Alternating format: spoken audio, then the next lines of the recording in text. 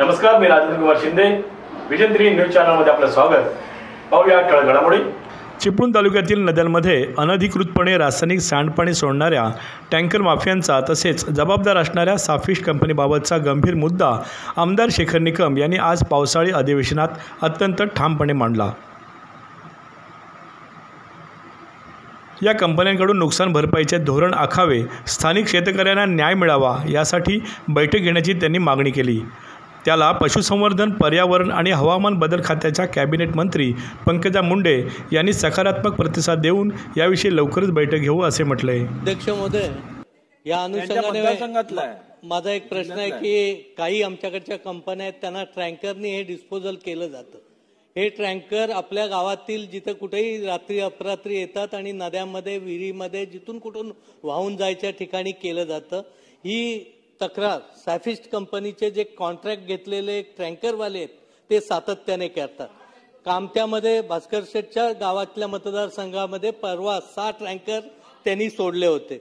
त्याचबरोबरीने असा मागच्या वेळी प्रश्न भास्कर शेठ जाधवनी विचारला होता आणि त्यावेळी आपण असं उत्तर दिलं होतं की माझ्या मतदारसंघामध्ये केतकी असेल, करबवणा असेल, मालदोली असेल, भिलं असेल, इथले जे स्थानिक छोटे छोटे शेतकरी आहेत त्या शेतकऱ्यांची मासेमारी हा छोटा व्यवसाय, तिथला रापण टाकून ते मासे पकडतात। हे पूर्ण पाणी त्या नदी खाडी पात्रात गेल्यामुळे पूर्णपणे मच्छीमारीचा धंदा आमचा बंद होतो आणि अशा वेळी आपण सांगितलं होतं की ह्या कंपन्यांकडून त्यांना काहीतरी मोबदला देण्याबाबतचा विचार आणि धोरण आम्ही निश्चित करू। तर त्या पद्धतीने काहीतरी धोरण आपण करून त्या शेतकऱ्यांना न्याय देण्याचं भूमिका घेणार आहात का? आणि ह्या संबंधी एखादी मीटिंग जर आपल्या दालनात लावलीत तर हे जे काही प्रश्न आहेत आम्हाला तिथं विस्तृतपणे मांडता येतील, तर आपण कारवाई करणार काय असं? आपल्या संबंधित फॅक्टरीच्या प्रदूषणाविषयी मी आता, कारण स्कोपच्या बाहेरचा जरी विषय असेल तरी मी बैठक लावीन।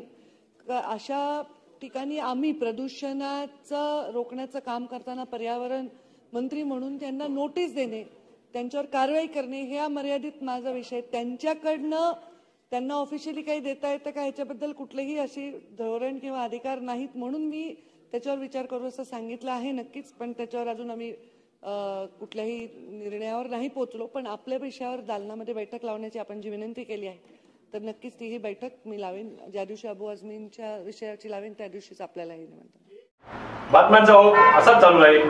पाहत राहा विजन 3 न्यूज चॅनल। धन्यवाद।